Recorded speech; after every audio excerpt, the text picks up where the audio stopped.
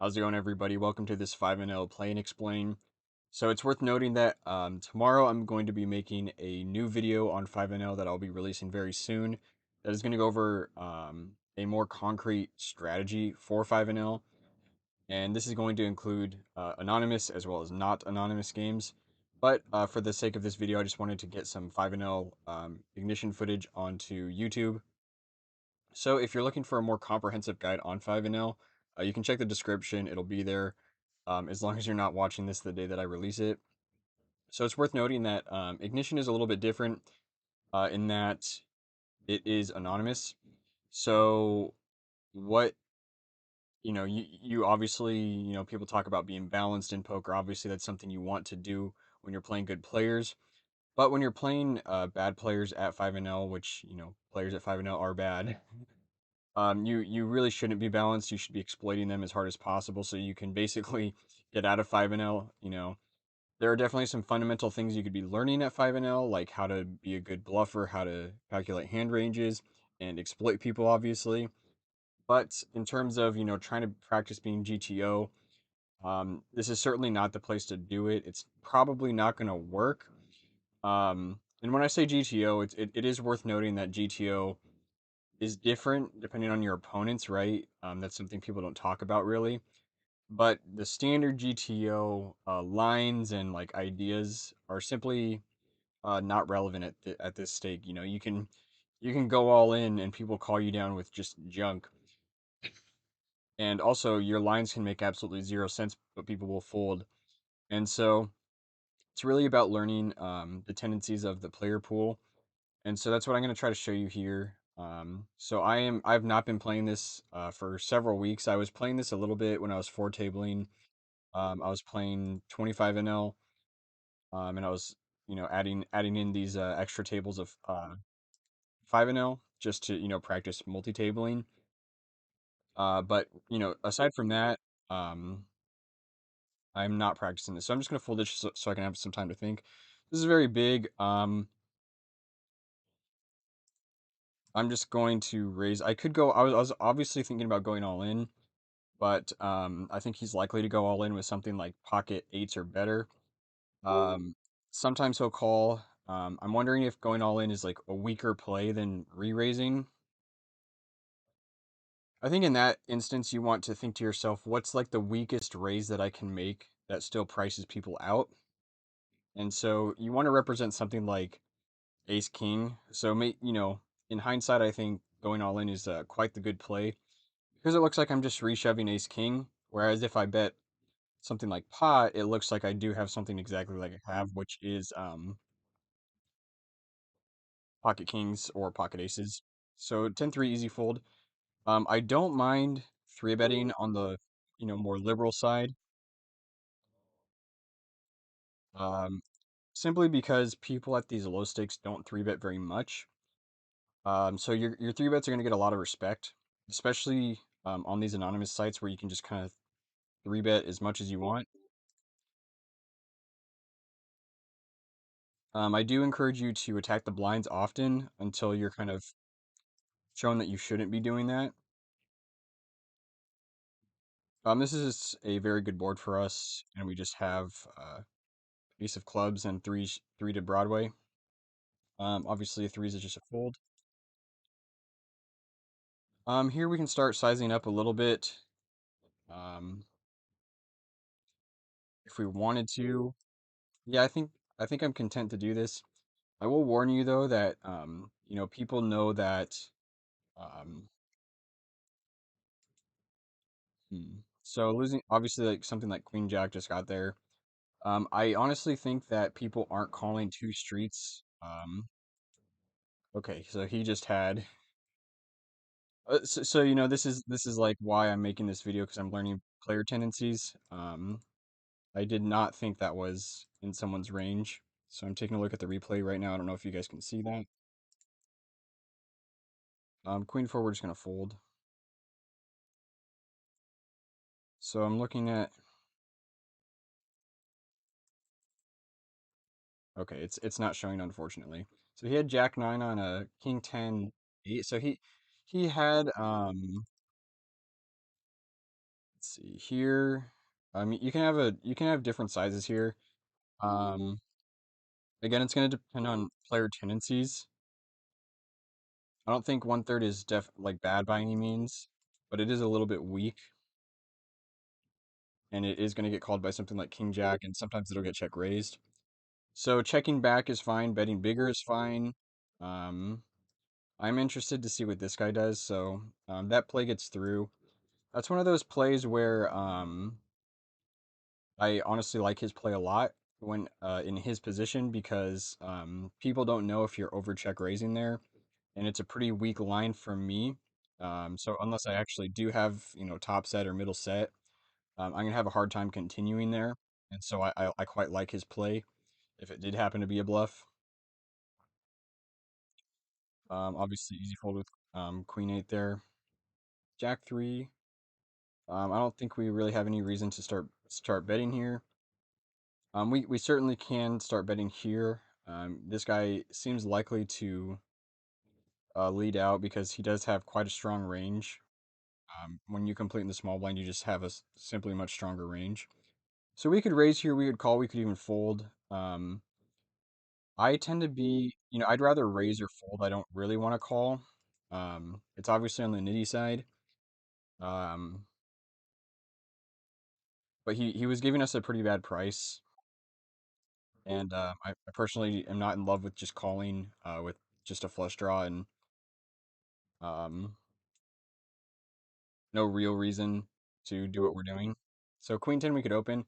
Unfortunately, there is a bug on this site where let's see. I think so. We could check back. We could bet. Betting is like obviously a little bit ambitious, um, but because it's ambitious, it's also like kind of good in a sense because it's like we're less likely to have bluffs here. Um, yeah, I don't mind betting now. And pocket eights here with the squeeze. He could definitely be squeezing better than eights. I'm not really in love with that. On this board, I just figured someone with an ace doesn't want to keep seeing more cards, so they're going to be betting quite often. Even a 10 is probably betting quite often. So, and we can feasibly check back something like pocket jacks, king 10. And we do have outs in case we do get called, so for those reasons, I don't mind a bet. So this is a very strange bet. Oftentimes this is pretty weak when people do this. If I have the ace of hearts, I'm more likely to continue. But I don't mind making a play there and raising. Unfortunately, I'm gonna have to pause the video and get some more chips because this is pretty annoying. All right, so we are back. Jack 10 suited is definitely you can three bet this. You can call if you feel like playing on the more passive side. But once again, three betting more often is totally fine in my book. When playing at these stakes, I think 9-6 suited is definitely a defend. Flop a gutter. This is not really a board I want to check raise. Something like king queen of suited. Jack. Oh wow, we just make the nuts. So I think we can get called by quite a lot of hands. King 10, queen 10. Um, Obviously any ace. We could three bet this. We'll see how it goes. So only really losing to king queen. Okay, we're gonna bet small. Hopefully, just get called by something like Jack 10, and we don't know what he had. Here we three bet Ace Jack once again. I definitely like three betting, quite a bit. It is worth noting that you don't want to be three betting a ton when other people are also three betting a ton because yeah, it just gets less credit. You just kind of want to take advantage of what other people are not doing. So if other people are playing really nitty, you can open up, fairly profitably. Um, Again, just three betting quite liberally, and it's working very, very often. Of course, that could just be variance. People could just not be having hands, but so far so good. We're definitely not getting four bet light. And what I find is that people, what people have said in the comments of my videos is that people at these low stakes are extremely nitty. And so you have to develop a strategy that will, adapt to that and make the most that you possibly can. And so people are over folding and, under bluffing, then it's certainly a great opportunity for you to um, open up your range and start bluffing more. Um, and you don't just do it indiscriminately. You obviously want to have good reasons for doing what you're doing, but when it comes to deciding what you should do, you should just veer on the side of being more aggressive in general. Here, I don't mind getting it in, obviously. Ace King suited. Um, Snap shove. Feels like Ace King, but you never know. Sometimes we're behind here. Um, he is free rolling us, and we have been losing these, unfortunately, but we do not today. All right, so um, honestly, pretty bad play from him. He did not make it look like he had aces at all. He turned his hand face up and made it look exactly like he had Ace King.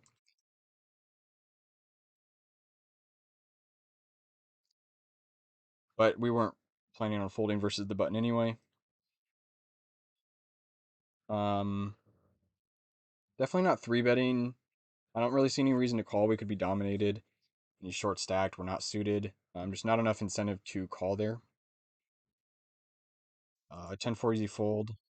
King 5 easy fold. This doesn't have to be an open, but we're gonna try it. One thing is that the min raise under the gun looks pretty weak, and it is more likely to get 3-bet. That's what I found in my experience on Ignition. Um, we didn't get 3-bet this time, obviously. Um, we can call here. So on this board specifically, I actually don't mind doing like a half pot continuation bet, trying to get things like under pairs to fold. When he leads out and we don't, yeah, this is a weird spot. Being out of position, I don't really want to continue there. And with top pair and a pretty good kicker, definitely not folding. We're just considering raising. There aren't really too many turns we're that concerned about. Obviously, something like specifically like ace three suited just gets there, but that's in like 4-5. I don't think 4-5 is betting that size on the flop, so we are obviously kind of hoping for a check. When he bets small, I'm definitely tempted to raise for value. Um, hmm. I guess we're just hoping to get to a cheap showdown. Um, we're losing to like a random 5 now. So this is a very strange line. Um, Here we can call, we can fold. It's such a weird line. I think I do have to call and just pray he doesn't have a 5. Yeah, it's a very bad value bet on the river. Um,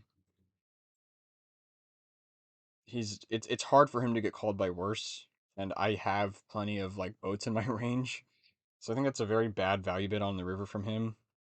So, um, yeah, to be honest, playing these games, this player pool might be different. I play a lot on America's Card Room where people are very nitty. This could be a call, it could be a fold. But when people bet big on the river, they usually have it, but that board was so dry and his line made like no sense that I felt pretty comfortable calling there. Um, I have no intention of continuing with this hand. This guy has 22 big blinds. He could have top set. He could have pocket queens. Um, and he's just never gonna fold. Obviously, one of the best turns in the deck.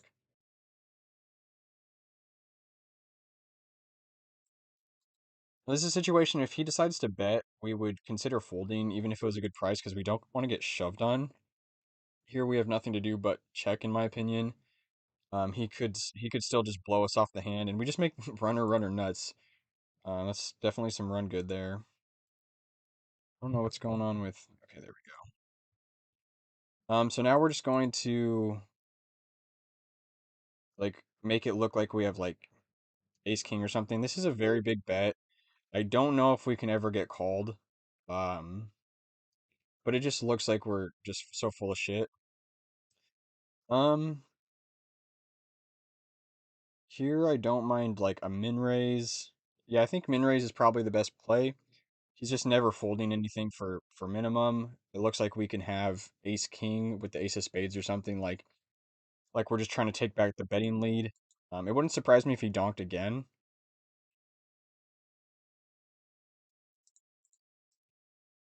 Um, so we don't want to see a spade roll off. And it's really hard for him to justify folding with such amazing pot odds.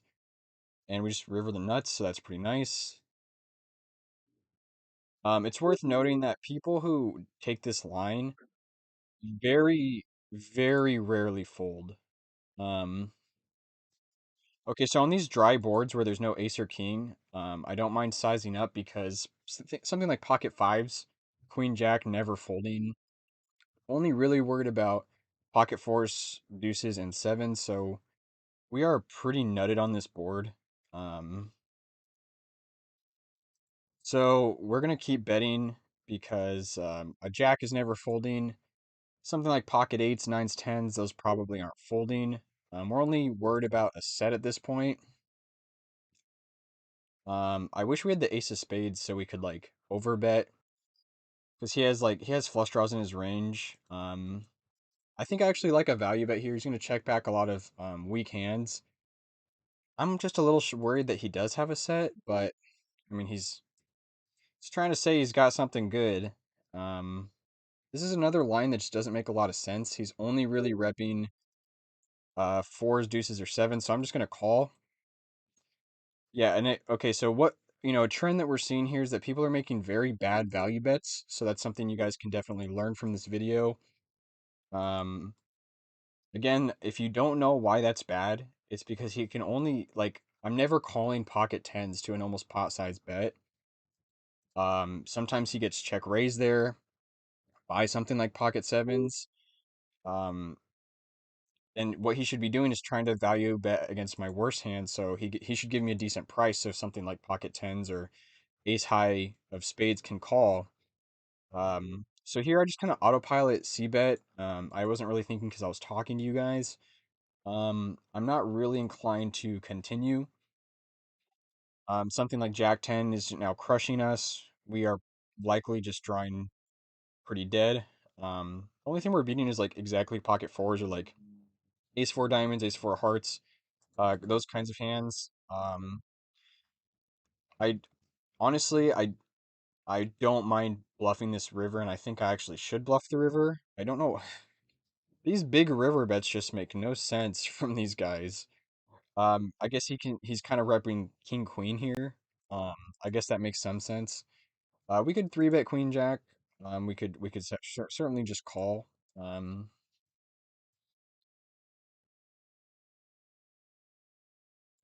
so when he checks back, you have some options with lines here. You can do big bets, you can do small bets. I can represent like 7-8 by doing this. I can represent um the problem is that people tend to be kind of stationary. Um so this is just trying to fold out ace high. Um we can have a flush there, we can have an eight, even a six. Six we're not really representing too well, but um yeah, I definitely want to be betting that river. He just basically never has a flush, never has top pair. Um this is the first time I think we've been three bet. No, we got three bet from the small blind earlier, but ace five suited you can definitely have as a four bet bluff, but in these games you just don't need to be balancing with four bet bluffs. You should really just be playing for value, exploiting how bad people's lines are, how bad they value bet. You just you play your strong hands strong, and you just print money basically.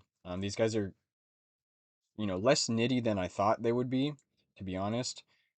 But they're still playing very face up. Um, if we had any sort of decent hand, we would be calling this for such a good price. But I don't know. The hand's pretty bad. We could honestly find a call there, but I don't really see the need to. Sevens are definitely an open. should be obvious. 9-5, we're just gonna be folding. But yeah, even to one big blind, I'm definitely tempted to fold. So obviously a very connected board. Um, if we bet, we're folding out things like ace five of hearts, ace fives, ace X, king X. Um, it's a close spot. It's not clear if you want to be betting or checking there. Sixes, we could consider flatting when we're so deep. And we can balance this by doing this with something like aces, but again, balance doesn't really matter in these games. And you just want to do something that's going to be high EV. Pocket sixes specific. Okay, so we've learned. Okay, well, we'll try to get a little bit more of a sample size by continuing to do the under the gun min raise. And so once again, we do not get three bet. So most of the time, you're not going to get three bet. It seems like in these games, um, this board is so wet, and we have no backdoor flush draws, no straight draw. Um, I don't really feel the need to barrel into somebody and try to represent something. I just don't see the point in these games where there's so much EV just by playing tight and strong with strong hands. So we're just folding our junk hands. Obviously, five big blind open. We're just gonna let it go with 10-4. King Jack, we're gonna be defending pretty much every size, as long as it's not like 4x like that guy, or five, whatever it was. Um, I do want you guys opening. Okay, so we can even three bet this, and I think I am gonna three bet again because three betting is gonna be very effective when no one else is three betting. Honestly, that's one of my best kept secrets on Ignition, and I almost don't even want to tell you guys, but I am telling you guys is that like the thing is like you kind of the thing is like your range is basically the same is determined by how people are playing because people just assume that else is playing the same, and it's up to you to develop a strategy that is not in line with that and exploits other people's tendencies. So what I mean is like it's simply what I keep saying, which is when other people are zigging, you want to zag. If you're not familiar with that term, it just means when everyone's doing one thing, you want to do the other. We can definitely play this hand. We can fold it, we can play it, we could raise it. Um, yeah, that one's not clear. For four big blinds, queen 10 suited, I think we could definitely justify a call.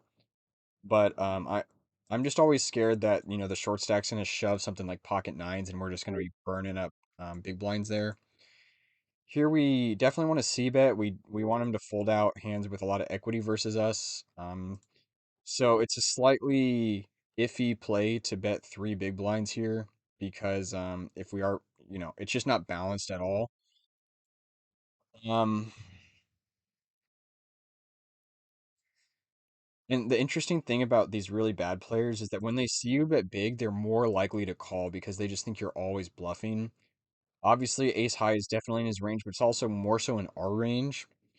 But I don't really want to turn this hand into a bluff. He's never folding an ace, and we can beat plenty of overcards that had backdoor flush draws.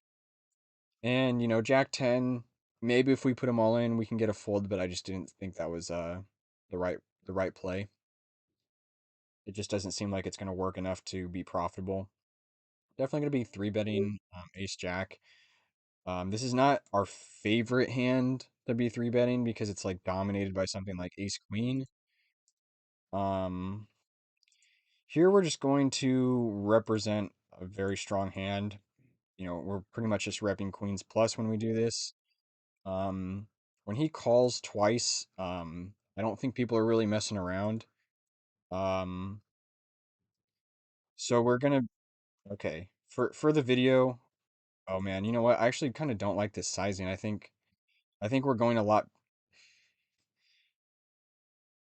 Okay, if a club came on the river, we can easily represent a flush draw. But given I just don't think we're really credibly repping aces when we bet that size on the river. It is a very strange shove. Once again, people are doing these insane river bets that just make no sense. Um, I just don't know what he's doing. That's such a bad river bet. Um, I mean, he could have just had aces or kings. That makes the most sense. Here we're just getting such a good price with back doors.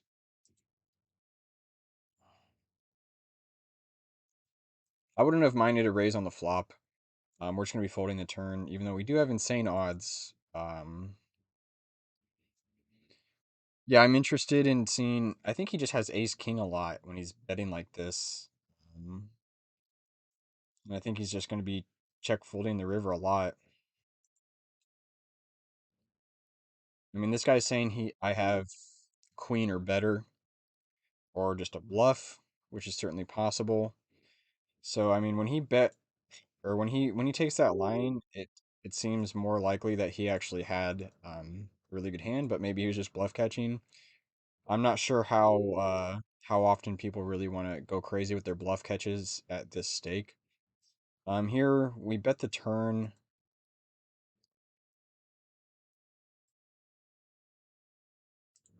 Okay, so what we're doing is repping something like Queen Jack, Queen 10, Jack 10.